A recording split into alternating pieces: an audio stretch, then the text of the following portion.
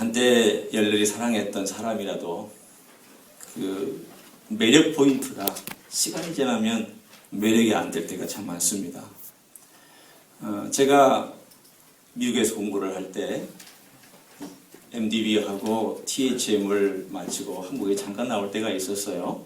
그때 홍정길 목사님이라는 분이 연결해 주셔서 남서울교회 와서 잠깐 사역을 하고 있을 때 제가 그때 한 자매를 만났습니다.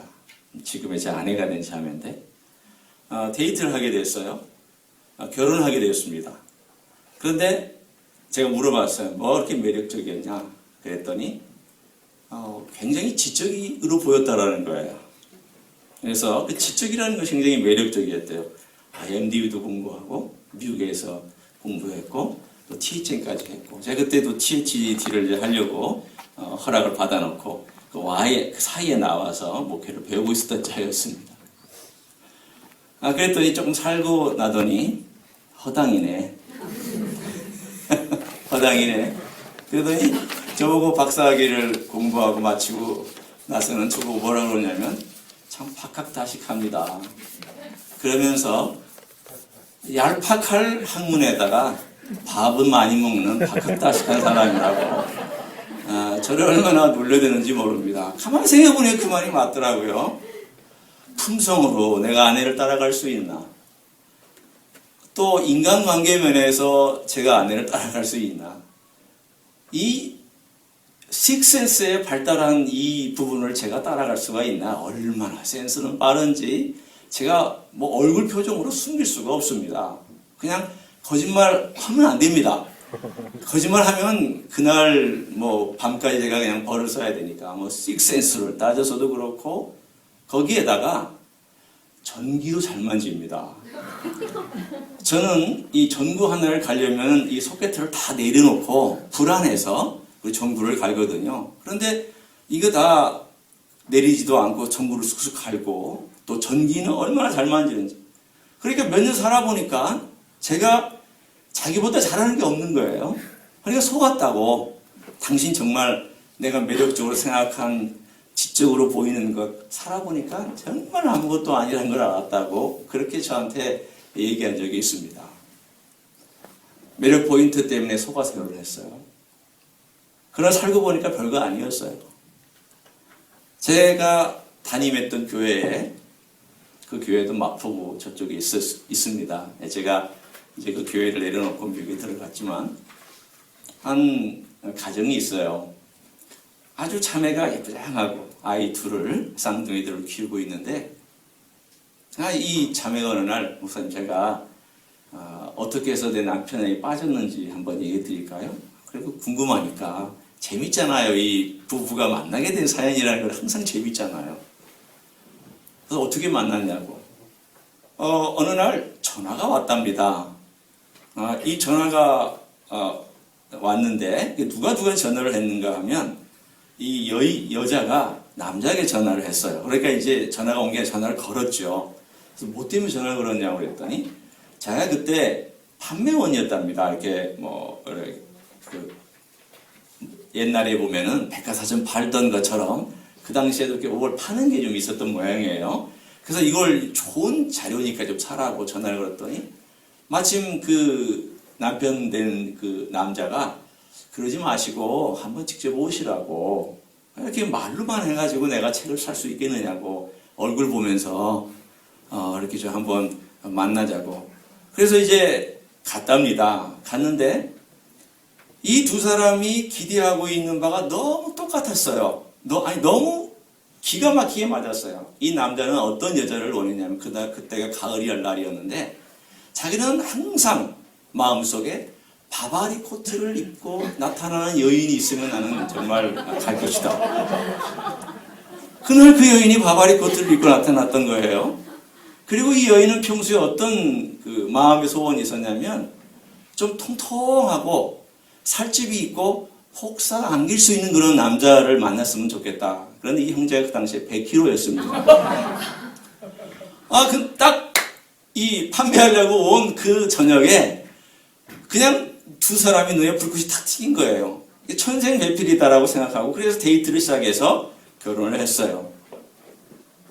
제가 지금도 그렇게 그 매력이 매력 포인트입니까? 그랬더니 피식 웃으면서 목사님, 그 여인이 하는 말입니다. 집사님이. 지금은요, 제가 왜 그렇게 눈이 콩깍지가 씌우는지 지금은요, 그 살찐 게 그렇게 보기 싫어요. 지금 제가 얼마나 닭다라 하는지 지금 100kg로부터 제가 그렇게 닭다를 해가지고 80kg까지 내려왔는데 제가 이제 목표가 75kg입니다. 그러면서 저한테 웃으면서 그 당시에 하나님이 저희에게 콩깍지를 씌워줬나 봐요. 이 매력적인 게 지금은 전혀 매력적인 게 아니에요. 라고 그렇게 얘기한 적이 있습니다. 여러분은 어떻게 결혼하셨어요? 여러분 지금 결혼할 당시에 그렇게 매력적인 것이 지금도 매력적입니까? 그렇게 매력이었던 것이 지금은 오히려 여러분 시험거리 아니에요? 시험거리 될걸요? 그 당시 그렇게 저 모습이 참 매력적이에요. 나하고 반대되는 저 모습. 아마 여러분의 삶 속에서 시험을 주고 굉장히 힘든 그러한 거리들을 만들어낼 것입니다. 우리 매력 바뀝니다. 열정은 어때요? 정말 뜨겁게 사랑했다고 생각하는 어떤 한 사람이 있다고 쳐서 그 사람은 결혼했습니다. 여러분 살고 계시죠? 그 사이 이상한 일 없었죠? 바뀌는 일 없었죠? 저도 없었어요. 저도 지금까지 제법 오래 살았어요. 그런데 이 뜨거움도 한 2년이니까 한 3년 지나니까 사라졌어요. 제가 어떻게 결심했는지 압니까? 제가 6번 데이트하고요. 7번째 성공한 사람이 제 아내입니다. 6번 실패했다는 얘기예요. 실패하고 나서 제가 어떻게 결심을 했냐면 하나님 저에게 아내를 주시면 제가 죽도록 뜨겁게 충성하며 정말 사랑하겠다고 최선을 다해서 모든 열정을 다해서 사랑하겠다고 굳게 결심하고 결혼했습니다. 2년 만에 결심이 깨졌습니다. 2년도 안 갔습니다. 2년도 안 가서 제가 제 결심 깨뜨렸고요. 제가 2년이 지나면서 들었던 말이 뭔지 아세요? 당신은 절벽이야. 당신은 정말 감정교류를 할 줄 모르는 그러한 돌덩이 같아. 여러분 남자가 최선을 다해서 열정을 다해서 사랑했는데 여자로부터 당신은 정말 감정교류가 안 되는 그러한 사람이라는 평가를 들었을 때 여러분 마음이 남자라면 어떻게 했습니까? 저는 그때 뭐라고 생각하는지 아십니까? 이 여자가 정말 행복해서 좀 뭐가 좀 이 말이 안 되는 얘기를 하는구나. 내가 얼마나 자기를 사랑하고 내가 얼마나 열심히 자기를 행복하게 해주려고 노력을 하는데 그런 말을 하느냐라고 하면서 제가 받아들이지 않았습니다. 그리고 제 식대로 사랑했습니다. 10년을 그렇게 사랑했습니다. 여러분 사랑도 내 식대로 사랑하면 상대방 죽일 수 있습니다. 얼마든지 죽일 수 있어요. 내 방법대로 열심을 다해서 그 사랑이 상대방이 원하는 게 아니라 내가 원하는 방식대로 더 사랑하면 사랑할수록 상대방은 더 질식하고 더 죽을 수 있던 것을 저는 그 10년 동안 깨달았어요. 10년 후에 아내가 우울증이 걸렸습니다. 심각했습니다. 천식에 걸려가지고 밤새 기침을 하는데 여러분 천식의 약 한 90%는 사실은 다 심리적인 거라고 합니다. 그러니까 이 천식에 걸려가지고 밤새 기침하고 잠을 못 자는 거예요. 저는 사실 그게 저 때문에 온 건지 몰랐어요. 여인이 몸이 아프고 혹은 면역성이 떨어지고 여러 가지 신체적인 이유들만 저는 많이 생각했지. 그렇게 아내가 제 삶을 보면서 마음에 가졌던 상처와 아픔과 이런 것들에 대해서는 사실 그렇게 제가 심하게 생각하지 않았어요. 그래서 어느 날 내가 그런데 이상하단 말이에요. 느낌이. 근데 왜 이렇게 어려워하고 10년 동안 끊임없이 저에 대하여서 말하기를 당신은 정말 벽창호야. 당신은 감정이 교류가 안 돼. 내가 감정적인 것을 나누려고 하면 당신은 닫아버리는 것 같아. 라고 그렇게 계속 얘기하는 그 10년을 겪으면서 어느 날 제가 하나님 아버지 앞에 목사니까 이런 기도를 했습니다. 하나님, 제가 이 아내가 아파하는 걸 느낄 수가 없습니다. 저는 10년 동안 제가 사랑하는 방식대로 사랑을 했고 그 사랑하는 방식대로 제가 아내를 위해서 열심히 한다고 했는데 이 아내는 사랑한다는 것을 느끼지를 못하고 있으니 제가 최선을 다한다는 건 안 돼요. 아내가 뭐라고 그랬냐면 당신 최선 다하는 거 알아. 그런데 나하고 감정적인 교류가 없어. 그래서 제가 그 문 열어놓고 하나님 기도하기 시작해서 하나님 저는 최선을 다해서 아내를 사랑하는데 아내는 느끼기를 느껴지지가 않는다고 하니 하나님 어떻게 하면 좋겠습니까? 좀 느껴지게 좀 해주십시오. 아내가 저렇게 힘들어하고 시기 걸리고 고통스러워하고 그리고 아파하는데 제가 어떻게 하면 좋겠습니까? 기도를 했어요. 정말 열심히 기도했어요. 좀 깨우쳐 달라고. 어느 날 기도를 하고 있는데 하나님 제게 응답해 주셨습니다. 하나님 어떻게 응답해 주셨는가 하면 말씀하신 게 아니라 저는 그렇게 해주시기를 원했어요. 그렇게 안 해주시더라고요. 그렇게 안 하시고 어느 날 기도를 하고 있는데 가슴이 너무 찢어지는 것처럼 아팠어요. 제 생애에 심장이 그렇게 이렇게 찢어지는 것처럼 아픈 그런 경험을 해본 적이 없는데 막 심장이 아프더라고요. 심장 건강한 편이거든요.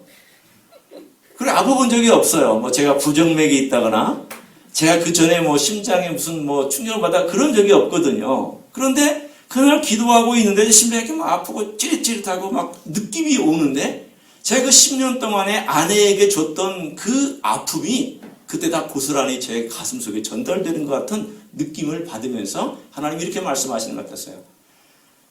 이게 너가 네 아내한테 줬던 마음의 고통이었다라고 하나님이 그렇게 말씀해 주시더라고요. 저는 그때서야 내가 내 일방적으로 사랑한다는 것이 진짜 사랑이 아니었구나. 일방적으로 내가 아내에게 준다라고 하는 것이 진짜 아내의 필요를 채워주는 것이 아니라 내 원하는 식대로 아내를 사랑하고 당신이 이 사랑을 받아들이지 못하면 당신 문제지 내 문제가 아니라고 그렇게 강요했구나라고 하는 것을 그때서야 제가 깨닫고 그때부터 고치기 시작을 했습니다. 결혼 10년 만입니다. 참 어려웠습니다. 습관이 안 됐고요. 왠지 아세요? 저는 저희 어머니가 충청도 분이에요. 제가 알고 있기로는 경상도 사람이나 전라도 사람보다 남아 선호 사상이 심한 곳이 충청도입니다. 충청도는요, 딸나면 그냥 버려버리는 그런 풍속도 있습니다. 경상도 사람들은 대놓고 구박하죠. 충청도 사람은요, 뒤에서 그냥 조용히 취급도 안 합니다. 저희가 이제 형님 돌아가셨기 때문에 옛날 돌아가셨기 때문에 제가 장남인데 위로 누님이 셋 계세요. 제가 이제 미국에서 어머니 이제 90세에서 어머니 돌봐드리고 있는데 딸이 셋이나 있는데도 불구하고 뭐라고 그러는 줄 아세요? 자식이 하나도 없다 그럽니다. 아들 가고 나면은요 자식이 하나도 없다라고 그래요. 이런 가정에서 제가 자랐습니다. 그러니까 오로지 아들은 절대 힘든 일을 하면 안 되고 아들은 어려운 일을 하면 안 되고 아들은 어떤 물대하면 안 되고 거기에다가 먹는 것도 그냥 좋은 것들만 먹고 다른 거 먹이지 않는 이러한 분위기 속에서 자라오다가 결혼을 해서 내 나름대로 최선을 다하고 했는데 제가 본을 본 적이 없었던 거예요. 사랑의 본을 본 적이 있다. 그러다 보니까 제가 제 나름대로 열심히 한다고 했지만 그 열정이라는 것이 얼마나 허황된 열정이었는가를 저는 결혼 10년 동안 경험하고 나서 그 깊은 상처 속에 깨닫고 그때서야 이제 하나님 아버지 앞에서 진정한 사랑이 뭔지를 결혼 10년이 지난 다음부터 하기 시작을 했습니다. 여러분 열정이 진짜 사랑이 아니더라고요.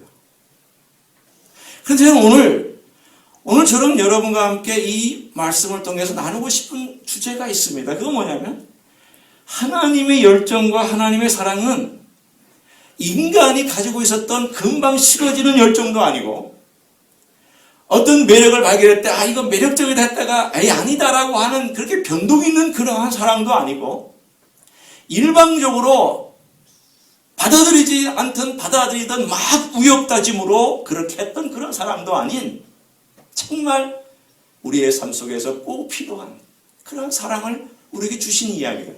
저는 오늘 함께 여러분과 나누려고 합니다. 여러분 사랑이라는 게 어떤 사랑인가요?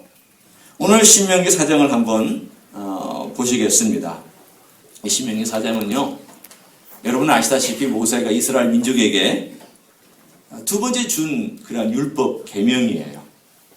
이 계명인데 그 중에 특별히 하나님께서 얼마나 그 민족을 사랑하셨는지를 강조하기 위해서 4장에서 쭉 얘기를 하다가 하나님이 어떤 일을 행하셨느냐, 어떤 일을 행하셨느냐, 어떤 일을 행하셨느냐 쭉 얘기하다가 37절에 아주 클라이막스 같은 구절이 등장을 합니다. 우리 37절. 저는 이제 개역 개정이기 때문에 사실은 여기 보니까 4장에 성경책이 아주 큰 거 금장을 있어서 같이 한번 37절 읽어보겠습니다. 잠깐만요. 이거 좀 찾고요. 새로 된 것이 너무 익숙하지가 않네요. 자, 같이 한번 읽겠습니다. 시작. 여호와께서 내 열조를 사랑하신 고로 그 후손 너를 택하시고 큰 권능으로 진히 인도하여 애굽에서 나오게 하시며. 오늘 여기 보면은 여호와께서 내 열조를 사랑하신 거로, 개역개정에 보면 여호와께서 내 조상들을 사랑하신 거로 라고 나와 있습니다. 조상들을 사랑하셔서 누구를 택했냐면 후손들을 택했습니다. 그러면 우리는 언뜻 이 구절을 보면 느끼기를, 조상들을 사랑했기 때문에 후손들을 택하였다.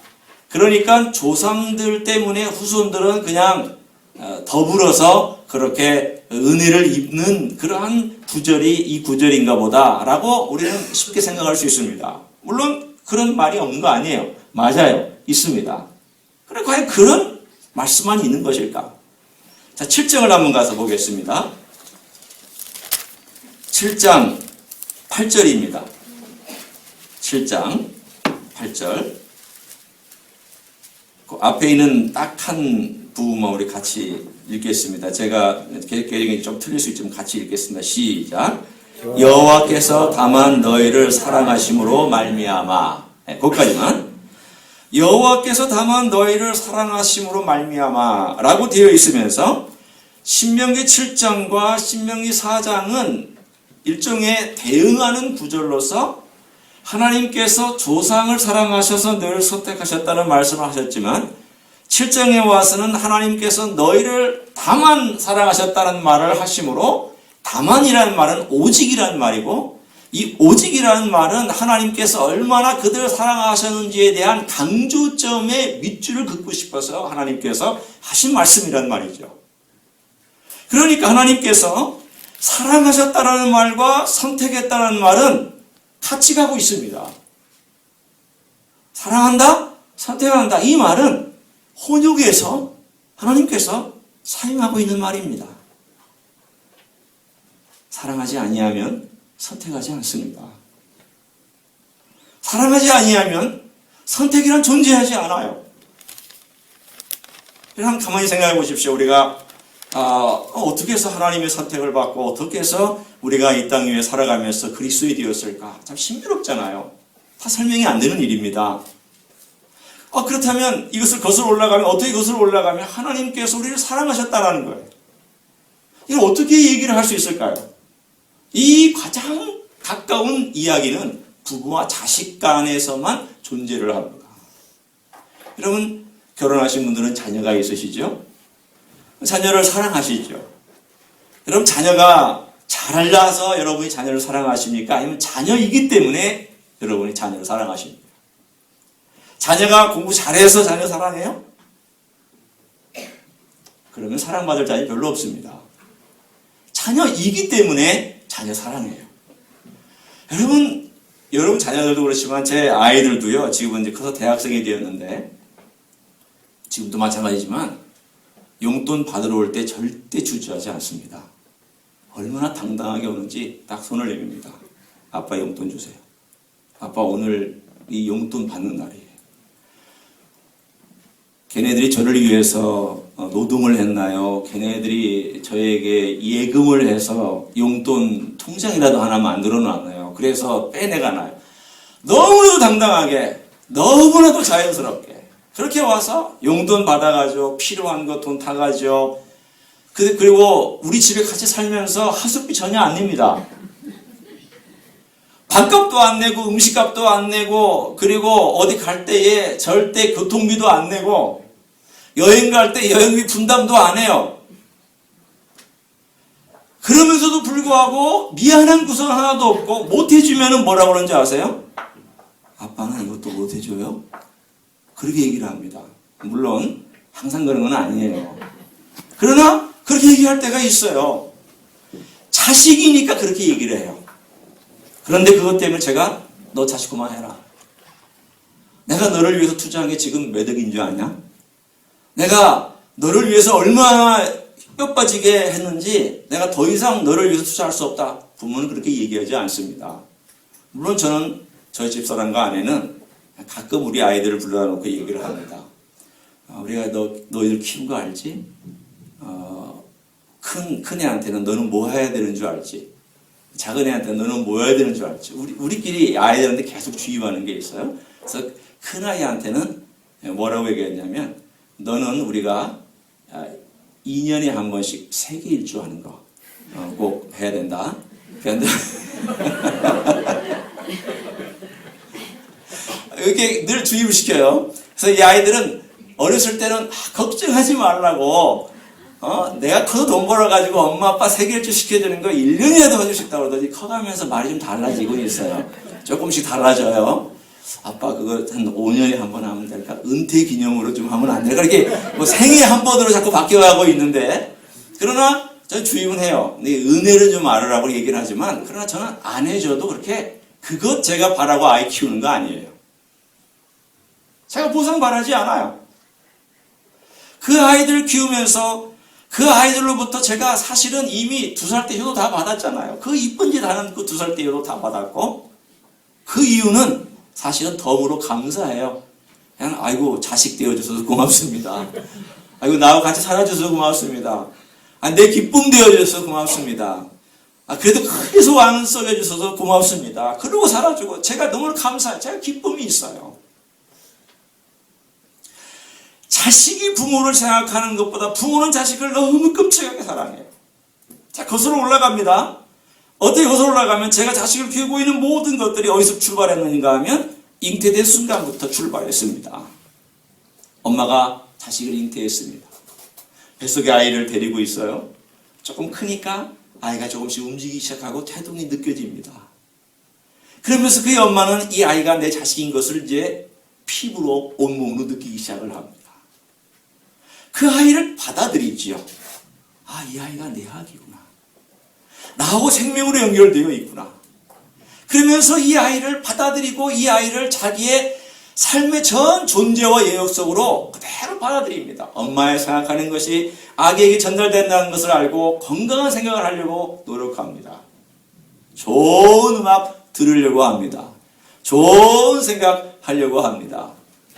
제 아내는 첫 아이를 가졌을 때 미국 달라스에서 가졌는데 예쁜 사내 아이, 아주 미국 아이, 코 빽쪽하고 이쁘고 잘난 사내 아이를 딱 부엌에 붙여놓고는 하나님 이렇게 이쁜 아기 주세요라고 기도했습니다. 그런 아기 나올 수가 없죠. 어떻게 서양 아기가 나오겠습니까? 그렇지만 그렇게 기도했어요. 건강한 아기 달라고. 나중에는요, 그 필요 없더라고요. 뭐라고 기도한 줄 아세요? 하나님, 손가락 5개, 발가락 5개, 있기만 하면 참 좋겠습니다. 기도가 바뀌더라고요. 처음에는 이쁜 아기 달라고 그러더니, 나중에는 건강한 아기로 바뀌었어요. 그러면서 이 아기를 위해서 최선을 다했습니다. 좋은 걸 위해 최선을 다했어요. 좋은 생각, 좋은 음악, 좋은 걸 위해서. 왜 그랬어요? 이 아이를 내가 선택했기 때문이에요. 이 아이를 위해서 이 아이에게 가장 좋은 걸 주기로 내가 선택하고 사랑하기 때문에 선택하고 이 아이를 받아들이면서 이미 내가 받아들였다라고 하는 것을 선택한 것이요. 선택한 것은 이 아이를 위해서 최선을 다하겠다는 내 마음이 거기에 있는 것이죠. 10달 동안 이 아이는 내 삶 속으로 사실은 입양된 겁니다. 엄마의 삶 속으로 입양된 거예요. 하나님이 주신 생명이지만 그 10달 동안 엄마의 삶 속으로 입양돼요. 아빠는요.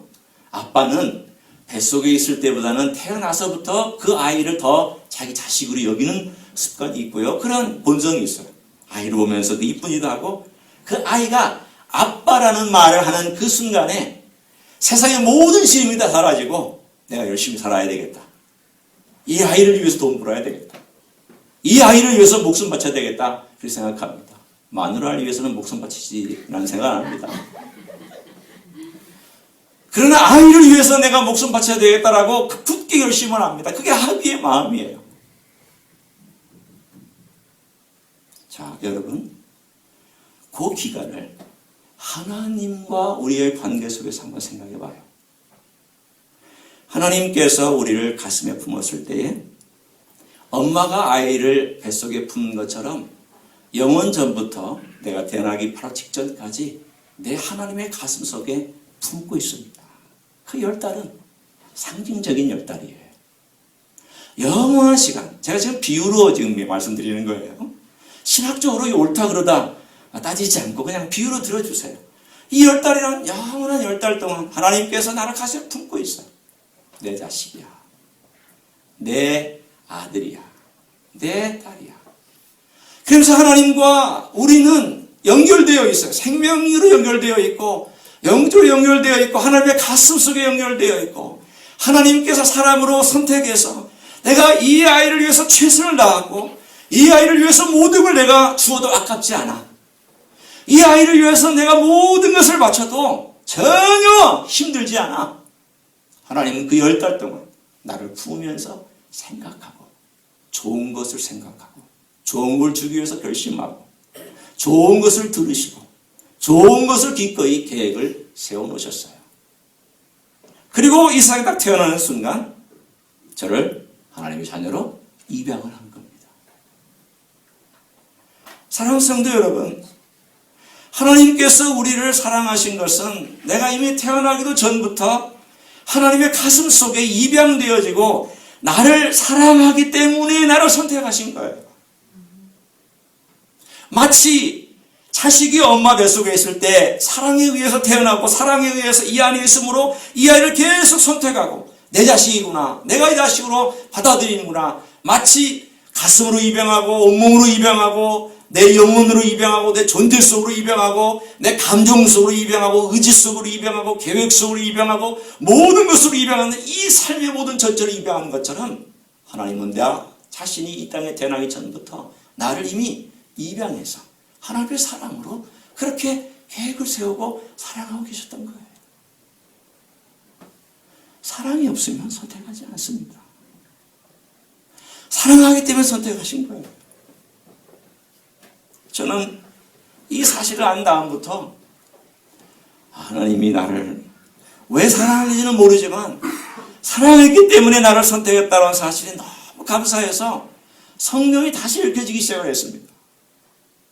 어느 날 창세기를 읽는데 하나님이 아브라함을 선택하신 장면이 눈에 들어왔어요. 어떻게 들어왔는지 아세요? 하나님께서 이르시되 하나님께서 라고 하는 이 글자가 크게 보이기 시작을 했습니다. 아브라함은 아브라함의 얘기가 아닙니다. 이삭의 얘기가 아닙니다. 야곱의 얘기가 아니에요. 하나님의 사랑의 얘기입니다. 하나님이 쫓아다니신 얘기예요. 하나님이 쫓아오시고 하나님이 이삭을, 하나님이 야곱을, 야곱이 뭐가 잘났고요, 야곱이 뭐가 하나님을 열심히 찾았던 그런 사람입니까? 아니, 야곱 하기 전에 우리 아브라함 다시 돌아가 봅시다. 아브라함 어떤 사람인데요? 여러분 아시다시피 아브라함은요, 갈대아 우르에 살았던 사람입니다.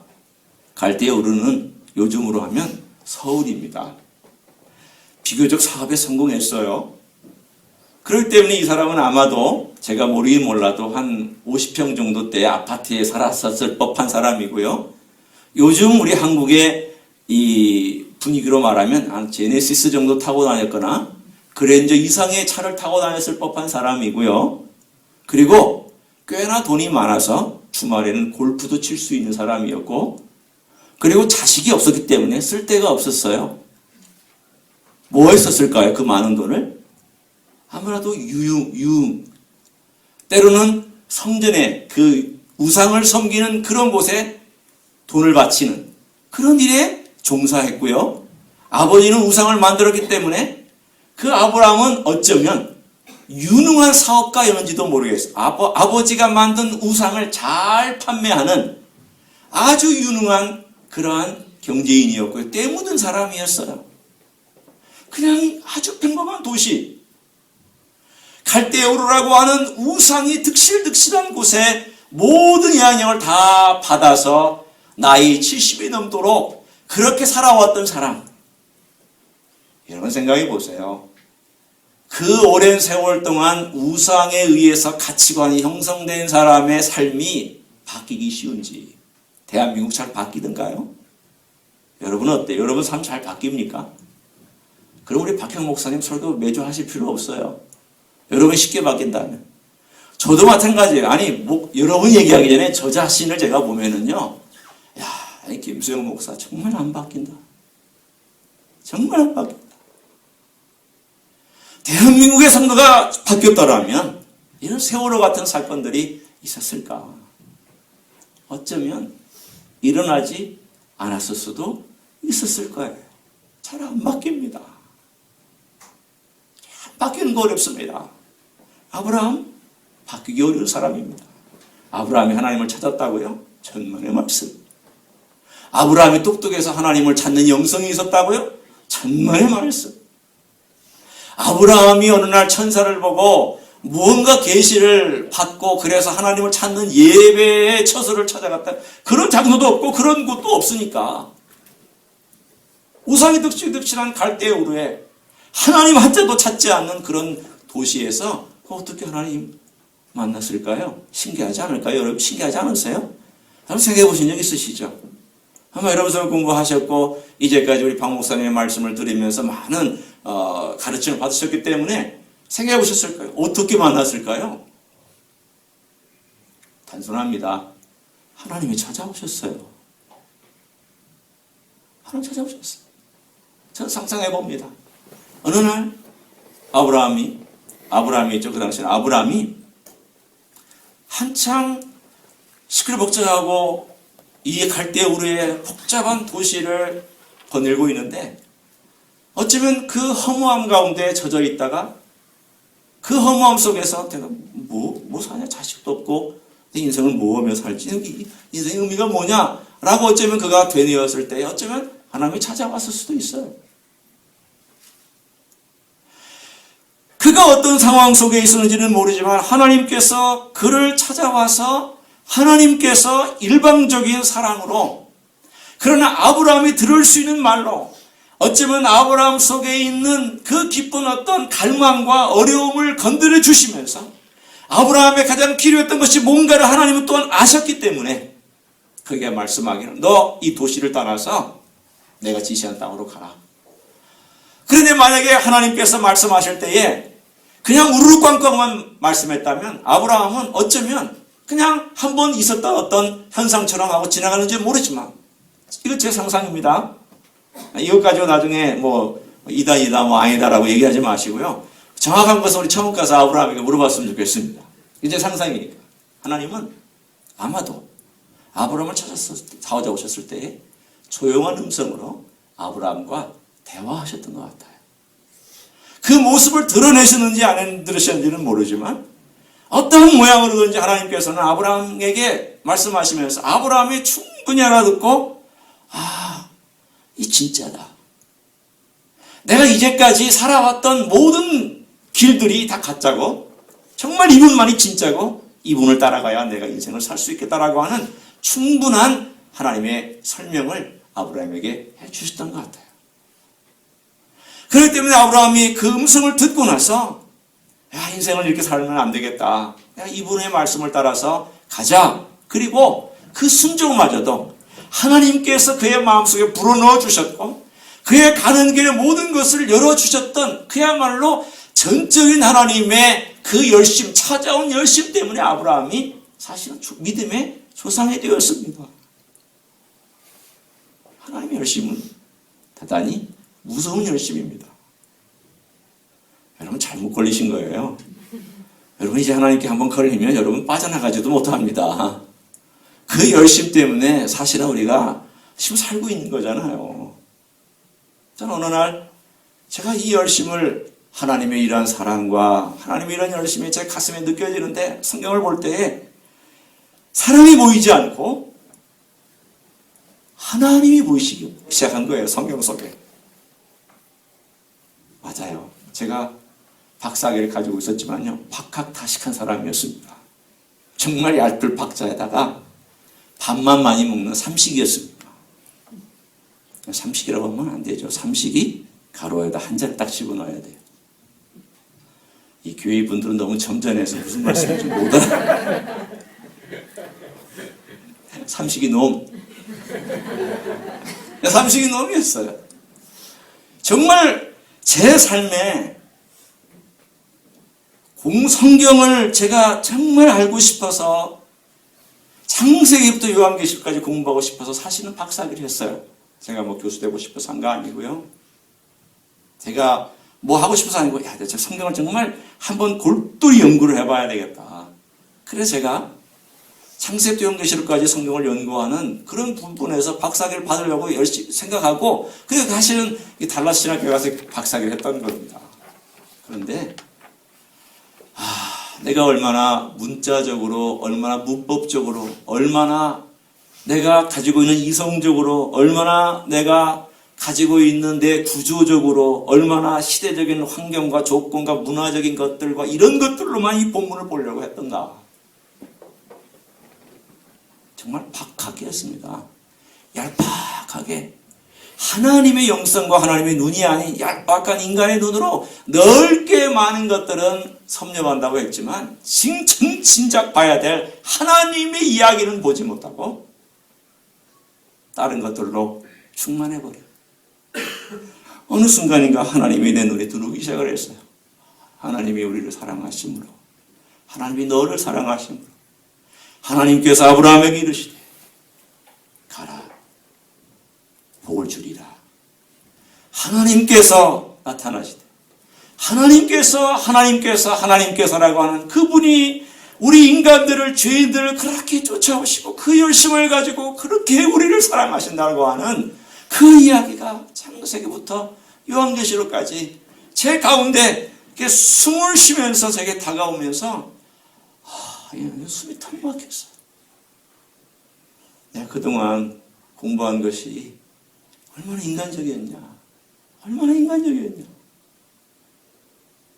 성도 여러분, 하나님이 여러분을 찾아오신 겁니다. 여러분 하나님 찾은 거 아니에요. 죄송해요. 양해하고 들으세요. 여러분이 하나님을 선택한 것 같죠. 여러분을 하나님이 영접한 것 같고 예수님을 영접한 것 같죠. 아닙니다. 하나님이 여러분을 영원 전부터 품고 계시다가, 저는 그때 그 신비를 뭐 어떻게 제가 얘기할 수가 없어요. 그러나 계시다가 여러분이 어느 순간인가 이 세상에 왔을 때 그 사랑의 눈을 이기지 못하고, 그래서 그 모든 난관을 다 무릅쓰고 그 모든 과정들을 다 겪은 다음에 어느 인생의 어느 시점인가 저를 불러주셨는데, 그 부르시는 시점들이 다 절묘하게 어려운 난관들을 경험하면서 하나님께서 우리를 불러주셨어요. 얼마나 감사한지. 그 열심은요, 못 말리는 열심입니다. 하나님 우리를 사랑하는 열심이 엄마의 열심 같아요. 제가 제 아내 얘기를 아까 했는데, 몇 년 전에 저 아이가 지금 둘째 아이도 대학생이 됐는데, 이 둘째 아이가 중학교 한 2학년 때인가 1학년 때였었어요. 애가 어느 날 배가 아프다고 그러는 거예요. 그래서 이 동네 병원에 데려갔죠. 동네 병원에 데려갔더니 그냥 단순한 그 위에 좀 문제가 있고 장염인 것 같다. 그래서 약을 줬어요. 하루가 지났습니다. 계속 아프대요. 아무런 차도 없고 점점 뭐 설사를 하고 막 미식거려서 막 토하려고 그러고 이상한 증상들이 있어서 동네 병원을 안 가기 때문에 저기 세란병원이라고 해서 세란병원에 이제 데려가서 2차 진료 병원이잖아요. 근데 이게 좀 진료를 해보더니 이 좀 안 좋은 것 같다라고, 그러니 대학병원에 가는 게 좋겠다. 그래서 빨리 대학병원으로 가보시라고. 그래서 진료 이제 이거를 써줘서 이대 목동병원에 가까웠으니까, 세브란스는 워낙 기다리는 사람들이 많고 또 절차도 복잡하니까 이대 목동병원으로 갔어요.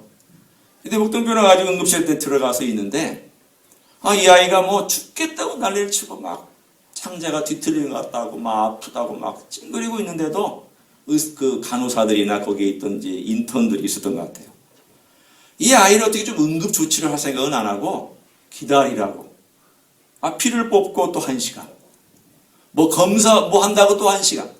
그러니까 이 아이가 속에서 얼마나 막 그 분노가 쌓아오르는지, 자기는 아파 죽겠는데 아무런 조치를 취하지도 않고 또 담당 어떤 전문의를 부르지도 않고 하다 보니까, 그래서 엄마가 화가 나가지고 따졌습니다. 이 아이가 지금 이렇게 되다가 만약에 이상한 일이 터지면 어떡하느냐. 그러니 의사 불러달라. 당당히 요청을 했어요. 그랬더니 정말 의사가 왔어요. 의사가 와서 보더니 혈액 수치 또는 이 아이의 증상 여러 가지를 보더니 좀 뭐가 수상하거든요. 그래가지고 급하게 조사를 하고 이 아이에 대하여 검사한 결과 급성 복막염이 됐어요. 이 복막염이 어느 정도로 발전했냐면요, 창자가 썩기 직전이었습니다. 그러니까 이렇게 썩기 직전으로 간 이 복막염이 진행되는데도 불구하고 이 간호사들이 자기들끼리 이렇게 얘가 여기 누워있다면 이 앞에서 낄낄거리면서 웃고 있었던 거예요. 여기는 얘는 울고 있는데 기다리라고 말만 하고. 이제 엄마도 화를 나고 저도 화가 났죠. 그렇지만 뭐 대학병원이니까 우리가 뭘 어떻게 할 수 있겠냐. 그래서 이제 바로 간 다음에 그 2시간이 지난 다음에 급하게 의사가 이 아이를 응급실을 통과하면서 수술실로 데리고 들어가서 수술을 했어요. 잘라냈죠. 뭐 이거 뭐 복강경 수술이 아니라 배를 이렇게 잘라가지고 수술하고 드디어 이 모든 염증을 치료하고, 그리고 이제 애가 수술이 끝나고 일반 이제 병실로 들어왔어요. 엄마가 그때부터 움직이기 시작을 했습니다. 어떻게 움직이는지 아세요? 인터넷, 이대 목동병원 인터넷 상담실에다가 이 모든 이야기를 소상하게 올리기 시작을 했습니다. 우리가 와서 어떤 대접을 받았고, 내가 이렇게 호소했는데도 불구하고 어떻게 간호사들이 대우했으며, 거기는 의사들은 어떻게 얘기를 했고 어떻게 했는지 소상하게 올리고 상담실에다가 전화를 가서 얘기를 했어요.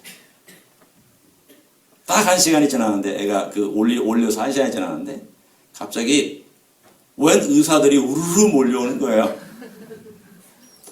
대장 의사가 쫄병 의사들 다 데리고 한 14명이 쫙 몰려오는 거예요. 소아과 전체 그 의사들이 다 몰려왔어요. 다 몰려와서 뭐라고 하는지 아십니까? 죄송합니다. 잘못했습니다. 우리가 신경을 더 써줘야 되는데 정말 신경을 못 써줘서 정말 죄송합니다. 우리가 불찰입니다. 그러면서 90도로 절을 하고 하니까 이 아이가 그 다음에 이렇게 얼굴에 웃음기가 돌더라고요. 그런 마음이 펴졌어요. 이 아이가 가슴이 이렇게 그래, 내가 좀 마음이 편하다. 그 의사들 다 인사하고 딱 가는데 그 다음에 엄마가 어떻게 했는지 아세요? 아싸! 엄마가 의사들이 나가자마자 저와 제 아들 보면서 아싸! 하더라. 제가 그 순간 무서운 여자다. 제가 그 순간 느꼈습니다. 무서운 여자다. 저는요, 항의할 생각도 못했습니다. 목사잖아요. 뭐 목사가 뭐 어떻게 또 항의했다가 또 목사가 또 이랬다는 말이 나올까 봐 저는 뭐 아무런 항의도 못하고, 야 너무했다, 그렇다고 이렇게 죽어 거의 뭐 큰일 날 뻔했어요. 잘못하면 창자 썩을 뻔했어요. 큰 수술 때 정말 대수술 될 뻔한 걸 직전에 수술했거든요. 그런데 이런 중환자가 될 뻔한 아이를 그냥 2시간이나 방치하고 있었던, 이거에 대해서 아무 말도 못했는데 엄마는 조용히 인터넷으로 모든 것들을 다 얘기하는 그 열심을 가지고 움직이는 걸 보면서 이게 진짜 엄마의 마음이요? 사랑의 마음이요? 엄마의 열심이라는 생각을 했습니다. 제가 왜 이 얘기를 했는지 아세요? 여러분, 하나님의 열심이 이런 열심이에요. 하나님의 열심은요, 어떨 때는 우리가 볼 때는 당하는 것 같아요. 세상 앞에 조롱도 받아요. 우리가 어떨 때는 멸시도 받고요. 예수 믿는 사람 어떠냐고, 뭐 교회가 어떠냐고. 물론 멸시 받을 때도 있어. 잘못했으니까. 그러나 잘못 안 할 때도 그냥 덤택이 있을 때도 있어요. 어떨 때는 예수 믿는 것 때문에 핍박받고요. 오해받아요. 예수 믿는 것 때문에 또 어려움도 없고 손해도 봐요. 살다 보면 예수 믿는 것 때문에 주장하지 못할 때도 있어요. 예수 믿는 것 때문에 하면 그냥 막 이루고 싶은데 이것도 못해요. 어떻게 해요? 그리고 누가 그 모든 것들을 다 해줘요? 내가 하면 하나님이 손 안 쓰십니다. 내가 열심히 내면 하나님 열심히 안 내세요. 내가 일하면 하나님 일 안 하시고요. 내가 앞서면 하나님 앞장서지 않으세요.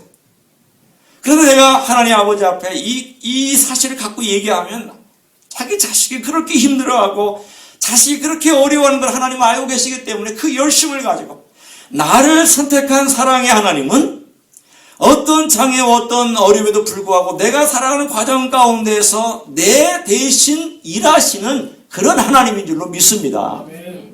사랑하는 성도 여러분, 하나님 열심에 대하여 저는 그 열심을 정말 제 삶 가운데서 경험하고 있는 사람입니다. 제 얘기를 좀 하고 싶어요.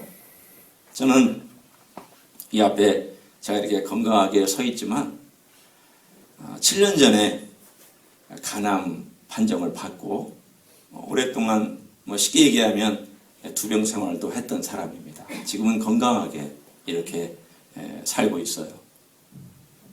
2007년도 10월 달에 암 판정을 받았습니다.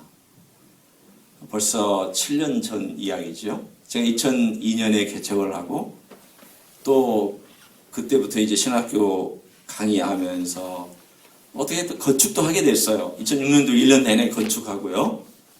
그리고 나서 강의하죠, 목회하죠, 새벽기도 하죠, 정말 정신없이 살았어요. 제가 생각해도 미쳤지. 그렇게 미친 것처럼 그냥 살았으니까 제가 목회가 미쳤다는 게 아니라 제 삶의 그 스타일이 그랬다는 거예요. 그러니까 2007년도 10월 달에 딱 발견했는데 벌써 간암 2기였습니다. 2기 말이었어요. 4.8cm였습니다. 여러분, 지름이 4.8cm면요, 여기에 공으로 따지면 생각보다 큽니다. 묵직해요. 그것 때문에 몸무게가 더 나간 것도 아닌데. 의사가 어느 날 저를 불렀어요. 그 절미하고. 그러더니 목사님이니까 제가 말씀을 드리겠습니다. 딱 단도직입적으로. 목사님, 간암입니다. 사이즈는 얼마입니다. 이제부터 치료를 해야 되는데 목사님 케이스는 수술도 못합니다. 왜 못합니까? 암이 떡하니 가운데 있습니다. 그러더라고요. 그러면 이제 뭘 할 수 있습니까? 그랬더니 색전술이라는 걸 할 수가 있다는 거예요. 이게 뭐냐면 여러분 간단하게 제가 얘기합니다. 이것만 가지고 얘기해도 시간이 오래 걸리니까. 이 허벅지에 붉은 동맥이 있어요. 무지무지 붉은 동맥이 이 정도 사이즈의 동맥이 지나가는데 이 허벅지 위로 해서 간을 거쳐서 심장으로, 심장에서부터 이 허벅지로 내려가는 동맥이 하나 있습니다. 그런데 이 동맥을 뚫어가지고 튜브를 간까지 보낸 다음에 간 앞 그 암에 거기다가 화학 약품을, 그러니까 부분적인 이 케미컬 세라피, 케미컬 그 치료예요. 그러니까 약을 막 뿌려가지고 핏줄을 다 그냥 화학 약품으로 치고 볶아가지고 묶어놓고 그 암 세포에다가 화학 약품을 막 잔뜩 집어넣어서 암세포를 죽이는 그런 치료 시술법이에요. 첫 번째 시간, 제가 하반신만 맞추고 들어가는데 상반신은 멀쩡하니 이제 반신 맞추만 하고 들어갑니다. 들어갔더니 이제 그 의사 선생님이 어떻게 소개해가지고 알게 된 분이에요. 저보고 그럽니다. 목사님 걱정하지 마세요. 제가 하영주 목사님도 이렇게 시술했던 사람입니다. 하영주 목사님도 색전술을 간암 때문에 6번을 받았었어요. 그리고 나서는 잘 견디시다가 나중에는 또 다른 여러 가지 몸 약하시고 해서 돌아가셨지만, 하여튼 이제 그 전에, 오래전에 하용주 목사님 돌아가시고 훨씬 전에 간암 발견했을 때 이제 색전술을 하셨거든요. 그러면서 저보고 제가 6번이나 우리 하용주 목사님 했으니까 너무 걱정하지 마시라고 제가 잘해드리겠다고.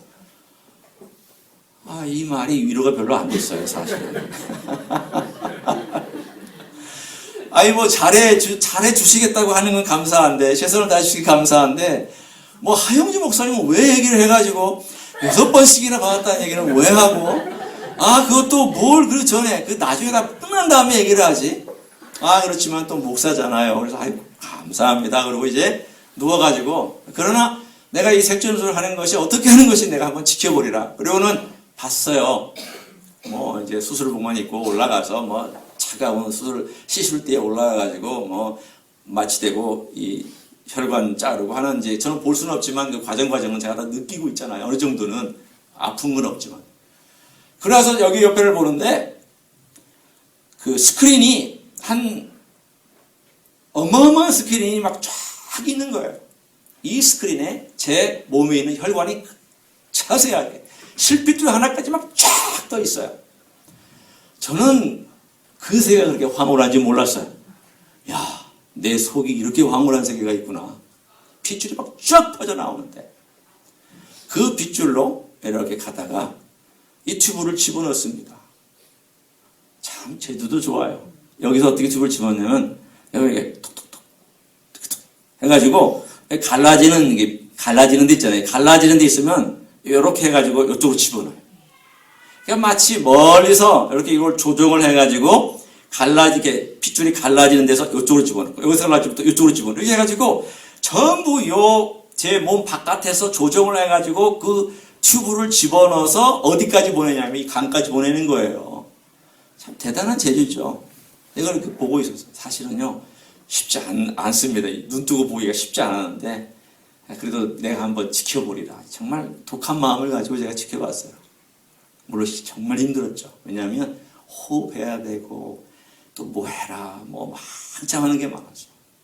그런데 의사가 가다가 안 들어가네. 제발 의사는 이런 말 좀 안 했으면 좋겠습니다. 심장이 뚝 떨어지는 줄 알았어요. 저는 큰일 났다. 이거 안 들어가면 나 이거 어떻게 치료받냐. 이렇게 하다가 안 들어가네. 이거 안 되네. 그러고서 다음에 합시다. 그럼 어떻게 할? 갑자기 소름이 쫙 끼치더라고요. 그러더니 이렇게 해보더니 됐네. 그리고 나서 이제 이 치료를 했어요. 그게 제가 첫 번째 시술을 받았는데 그 의사가 한 말 그대로 제가 6번을 색전술을 받았어요. 4년 동안. 한 목사님하고 똑같이 받았어요. 숫자가 똑같아요. 제가 그때 들어가서 쉴 때 누우면서 하나님께 늘 기도하는 제목이 있습니다. 하나님, 제가 이 땅에 살아가는 동안 정말 모든 게 다 쓸데없는 걸 느꼈습니다. 제 건강도 하나님이 주셔야만 살고 목회도 하나님 저 데려가시면 목회 끝나는 거죠. 제 가족 하나님 데려가시면 제가 어떻게 돌봅니까? 제 미래 계획, 박사학위, 목회 경험, 지식 다 아무 쓸데가 없더라고요. 그 수술대에 누워서 시술을 받는 그 들어가면서 기다리는 순간 모든 것이 다 사라지면서 하나님과 나만 대면하고 예수 그리스도의 십자가만 이렇게 제 삶 가운데서 묵상하는 시간만 가졌어요. 그러면 제가 느꼈던 게 뭔지 아세요? 하나님, 제 삶 가운데서 하나님께서 뭘 주시려고 그러십니까? 저는 크게 얻는 것 원하지 않고 하나님 좀 발견했으면 좋겠어요. 예수 그리스도의 은혜와 그 십자가를 조금 더 명확하게 알았으면 좋겠어요. 제발 이 과정이 그냥 시술로 그래 암치료 받고 있다라고 하는 그래서 너 참 암치료 잘했다 하는 그런 과정이 아니라 제가 좀 하나님을 벌거벗은 몸으로 민낯으로 하나님을 좀 만나고 예수 그리스도를 좀 만날 수 있는 그런 계기가 되었으면 좋겠습니다. 제가 올라갈 때마다 하나님 누워서 그야말로 하나님께 기도하면서 그리고 시술대에서 기도했습니다. 성도 여러분, 우리의 삶을 가만히 보면 하나님께서 우리를 찾아오신 역사였다는 걸 저는 압니다. 그때도 찾아오셨고요. 계속 찾아오셨어요. 찾아와서 말씀해 주시고 그리고 제가 세브란스 병원에 입원해 있을 때마다 그 채플에 가서 기도했어요. 하나님. 근데 참 삶이 그 순간순간마다 하나님께서 제 삶 가운데서 정말 아무것도 아니라는 거예요. 인생이 아무것도 아니라는 것을. 여러분 다 뺏기고 나면 인생 아무것도 아니라는 것을 아시죠? 여러분도 경험해 보셨죠? 아프다 보면 아무것도 아니라는 걸 아시게 됐죠. 그래서 남은 거 몇 개 없냐면 하나님과 나밖에 없어요. 하나님 앞에 대면하고 서는 거예요. 그리고 하나님 앞에 대면하고 서고 나서 하나님 아버지 앞에 하나님 어떻게 하면 되겠습니까? 하나님. 그러고 나서 제가 더 발전한 기도가 뭐냐면 하나님 만나고 그 임재를 제가 좀 깊이 경험했으면 좋겠습니다. 하나님의 임재는 항상 있습니다. 이 자리에도 있어요. 여러분 생애 동안에 있고요. 제 목회 현장에도 있었어요. 그런데 문제는 뭐냐면 그 임재를 얼마나 강력하게 느끼느냐. 이게 사실은 그 사람의 이 땅에 살아가는 삶의 실력입니다. 예배도요. 임재가 있고 없고의 문제가 아니라 임재를 얼마나 강력하게 느끼느냐가 그 예배에 살아있느냐 혹은 생명력이 그냥 그저 그러느냐예요. 하나님 교회 계시죠? 예수님 교회 임재하고 계시죠? 분명히 임재하고 계세요. 문제는 그 예수님의 임재가 얼마나 강력하게 느껴지느냐가 그 예배에 살아있음과 생명의 역사예요. 한국교회도 마찬가지입니다. 한국교회 예수님 임재하고 계세요. 버리시지 않았어요. 문제는 그 하나님이 원하시는 대로 하나님의 열정만큼 비록 따라가지는 못하지만 그 열정을 보고 하나님, 제가 하나님의 그 임재를 좀 느꼈으면 좋겠습니다. 민낯으로, 맨몸으로 그냥 벌거벗은 채로 하나님 정말 저에게 와서 저를 좀 덮어주십시오라고 하는 그 간절한 기도가 있을 때에 저는 변화가 있을 줄로 믿습니다. 제가 6번째 전수를 받고요. 어느 날 의사가 저를 불렀어요. 굿뉴스가 하나입니다. 뭐냐고 그랬더니 참 그 의사하고 저하고 친해졌습니다. 친해져가지고요. 그분 세브란스 병원에 그분 이제 은퇴를 하셨는데 이게 농담을 톡톡 하세요. 목사 골려 먹는 재미가 있나 봐요. 제가 그 속을 생각했어요. 이분이 목사한테 많이 당했었나 보다. 그분이 그 주님의 교회 다니는 그 분이었는데 신학도 했어요. 똑똑해요. 이분이 목사님 그 간 주실 분 발견했습니까? 이제 그때 이제 간 이식도 막 얘기하고 그러던 때거든요. 근데 저희 집사람이 간을 줄 수 있는 그런 사람이었어요. 키가 150, 700개, 6인가 700개 안 되는데 간 큰 여자입니다. 어느 날 조사를 했는데 자기도 한번 조사를 해보자고. 간을 조사를 했는데 간이 그냥 중심을 벗어나가지고 위만큼 나왔다는 거예요. 그분이 그러는 거예요. 간이 배 밖으로 튀어나올 것 같다고. 사모님 간 줘도 되겠다고. 그래서 저희가 이제 간 이식도 준비하면서 제 아내 간을 받으려고 아내도 검사받고 저도 검사받고 그래가지고 사실은 갈 뻔했던 그 즈음이었습니다. 그게 2011년도 4월이었어요. 검사 나가고 이제 아산병원에서 간 이식 받느냐, 세브란스에서 받느냐, 그러고 이제 기다리고 있으면서 언제 받을까, 5월에 받을까, 6월에 받을까, 언제 받을까 이러고 있는데 갑자기 좋은 소식이 있다고 좀 오라고 그래가지고 뭔가 저 말고도 제공자가 있나, 제 아내 말고 그리고 이제 갔어요. 그랬더니 떡 하시는 말씀이 목사님 암 사이즈가 2.5cm로 줄었다고 4.8에서 2.5로 줄었다고. 그러니까 2.5로 줄었으니까 이만해졌죠. 그래서 이제는 절제술, 잘라내는 수술을 할 수 있게 되었다고. 그래가지고 그 의사가 급히 서둘러져서 얼마 직후에 입원해가지고 60%를 잘라내는 수술을 했습니다. 그런데 제가 이제 이 이야기를 좀 하고 이 말씀을 좀 마칠게요. 그래도 이런 얘기는 그래도 재밌죠.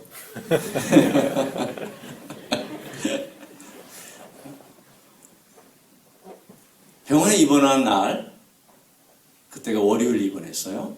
그랬더니 월요일 입원한 날 간호사가 쪼르르 저기 달려오더니 목사인 줄 알고 있었기 때문에 목사님, 목사는 어디 가서 못 숨깁니다.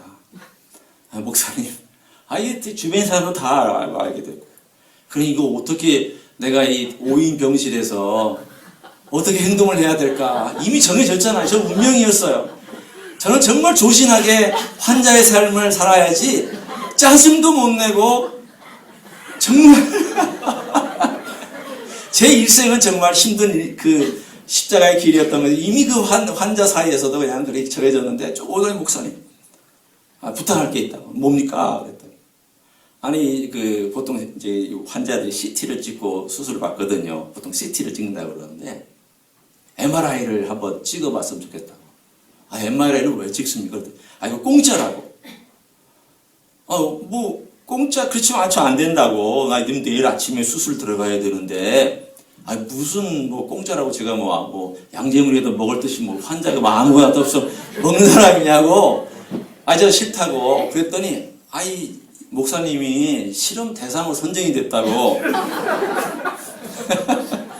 무슨 실험이냐 그랬더니 간암 환자 중에 CT로 다 되느냐 아니면 MRI도 찍어야 되느냐. MRI를 추가해야 이 조그마한 암세포도 발견할 수 있는지 없는지 그 실험을 우리가 하기로 했다고. 근데 목사님이 첫 번째 케이스인데 공짜니까 한번 하시라고. 우리가 돈 다 내드리겠다고. 제가 그래서 그날 저녁에 저희 집사람하고 환자복을 벗고 몰래 나가서 만찬을 하고 수술을 받기로 했거든요. 이제 수술 받기 전에 우리가 만찬을 해야 되지 않느냐. 그래서 이 동파육이라는 게 있습니다. 동파육 아세요? 소동파가 좋아했다고 하는 그 비계에 아주 맛있는.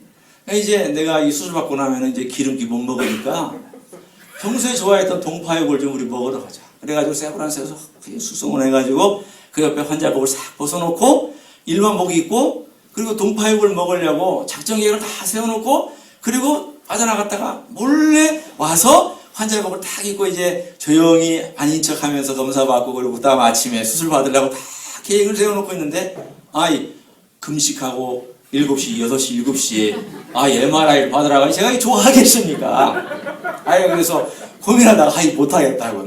특별히 뭐 굳이 그 MRI까지 받을 필요가 있겠습니까? 그러니 MRI는 다른 사람 주시라고. 안 된대. 그러면 목사님 어떤 계획 때문에 그러신지 모르는데 들키는 마음이 있어서 모르는데 9시로 우리가 그러면 조절해 드릴 테니까 딱 뭐 하시고 9시에 오셔서 딱 3시간만 금식하시고 하시라. 그래서 5시에 나가가지고 실컷 먹고 와서 6시부터 금식이었어요. 그리고는 한 4시간 좀 못 미쳐서 제가 MRI를 이렇게 뭐 4시간인가 제가 지금 정확히 기억 안 납니다만 3시간, 4시간 기억 안 납니다만 MRI를 받으러 갔어요. 그리고 저는 이제 받고 그리고 결과는 모르고 그 다음 아침에 수술에 들어갔습니다. 수술 받았어요. 한 8시간 거쳐서 계속 수술 받았습니다. 거의 60%를 잘라낸 수술이기 때문에 큰 수술이었고 중환자실 들어갔다가 나오는데 의사가 중환자실에 나와서 일반 병실에 제가 돌아와서 의식이 돌아오고 이제 좀 대화도 좀 하고 그럴 때 의사가 와서 그렇게 얘기를 합니다. 목사님, MRI 안 했으면 큰일 날 뻔했습니다. 간 잘라내는 거 말고 남겨놓기로 한 간 뒤쪽에 1.5cm 암이 또 하나가 숨어 있었어요. 근데 이것을 CT가 찾아내지 못했어요. 이걸 받았으면 계속 자랑할 뻔했습니다. 그래서 이 의사가 그 MRI를 보고 깜짝 놀라가지고 쇠기술이라는 게 있습니다. 저도 잘 모르는데 여러분 요즘 오늘 굉장히 박학다시가 되는 거예요. 여러분 쇠기술이라는 게 뭐냐면 이렇게 쇠기 있잖아요. 쇠기처럼 이렇게 뾰족하게 쫙 넣어가지고 싹 암을 뽑아내는 그런 수술법이에요. 좀 작은 것은 쇠기술로 뽑아내는 그 부분을 다 잘라내지 않고 이렇게 쏙 뽑아내서 하는 이렇게 집어넣다가 쇠기술로 뱅그라니 팽이처럼 해가지고 뽑아내는 걸 쇠기술이라고 그러는데 뽑아냈다는 거예요. 그러면서 그분이 하는 말이 하나님이 목사님을 사랑하시나 봐요.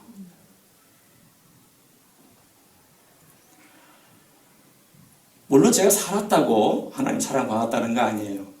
양해하고 들어주세요. 뭐 제가 살고 건강해지고 그건 아니에요.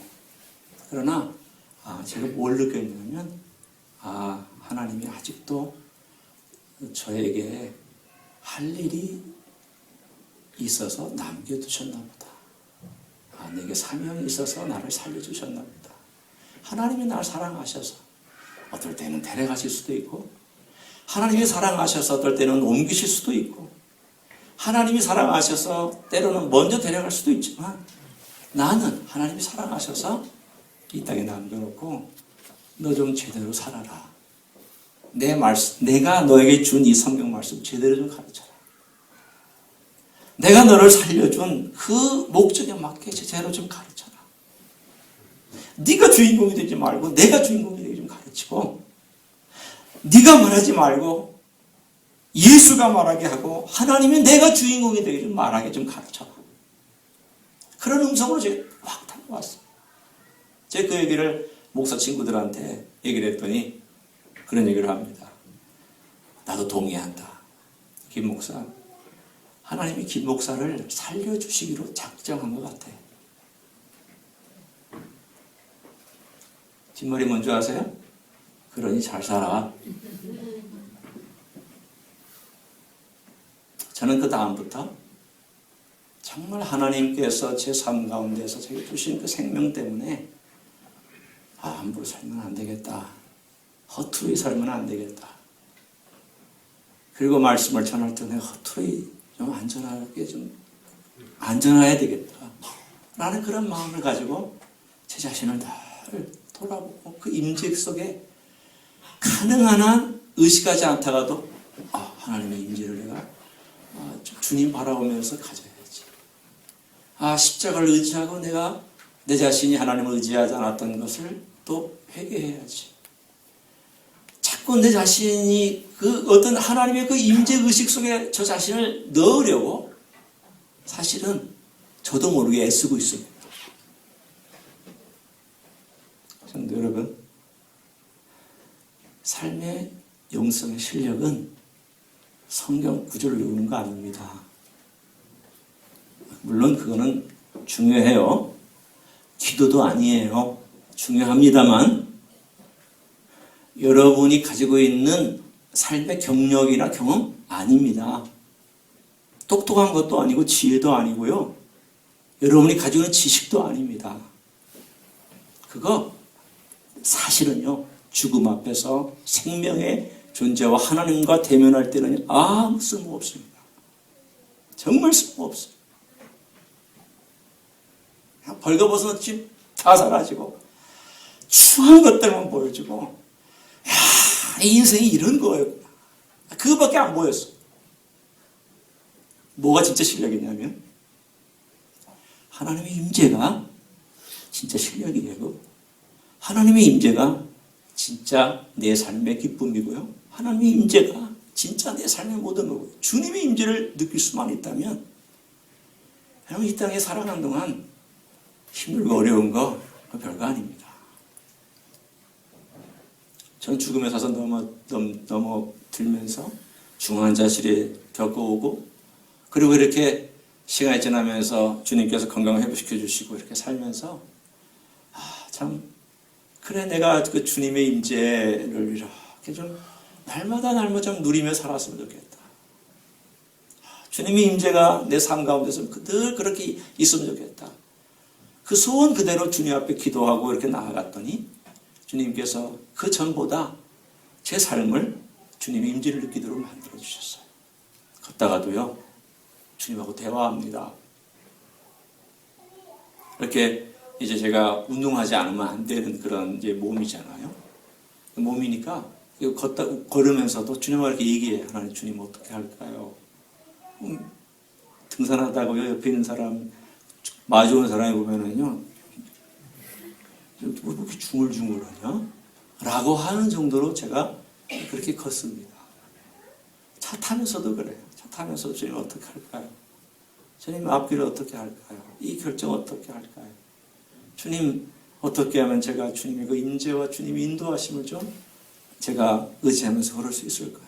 주님 저를 사랑하신다고 했는데 저를 품고 계시고 저를 선택하시고 그리고 저를 하나님의 사람으로 만들어주시고 예수 그리스도 십자가를 통해서 그리스도인 만들어주시고 그리고 그리스도인을 만들어주셔서 저를 사랑하신 거로 저를 선택하셔서 하나님의 사람으로 여기까지 저를 인도해 주셨고 그리고 모든 장애물을 딛고 이제 나를 얘기하라고 그렇게 얘기해 주신 주님의 그 사랑과 주님의 그 임재를 제가 좀 어떻게 설명할 수 있을까요?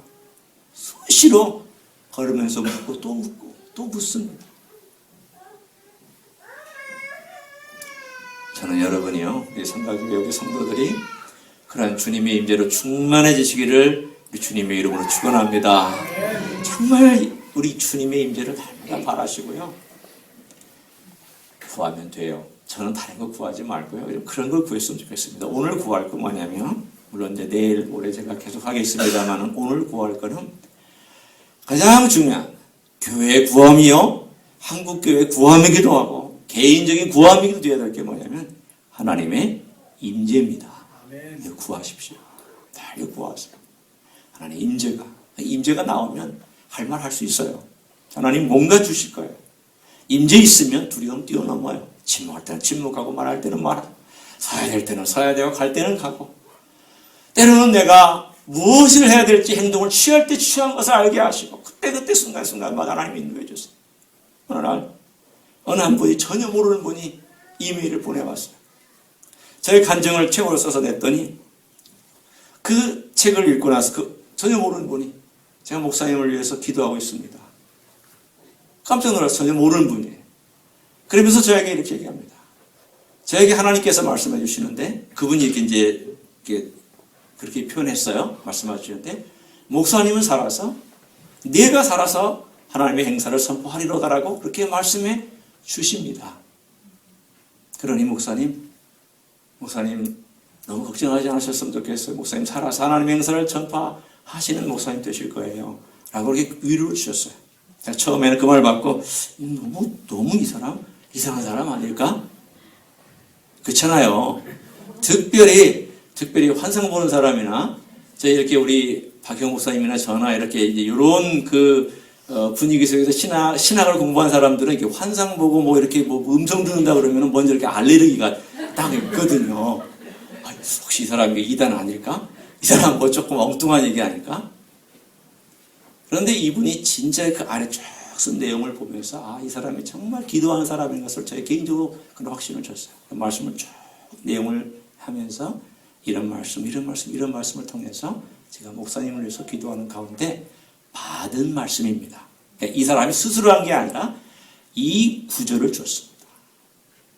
그러면서 시편 118편의 그 구절을 딱 저에게 목사님을 위해서 이 말씀을 꼭 전해달라고 그렇게 성령님께서 말씀하시는 것 같아서 제가 목사님의 이메일을 보고 드립니다. 목사님 용기를 가지시고 힘을 내세요. 라고 그렇게 하시더라고요.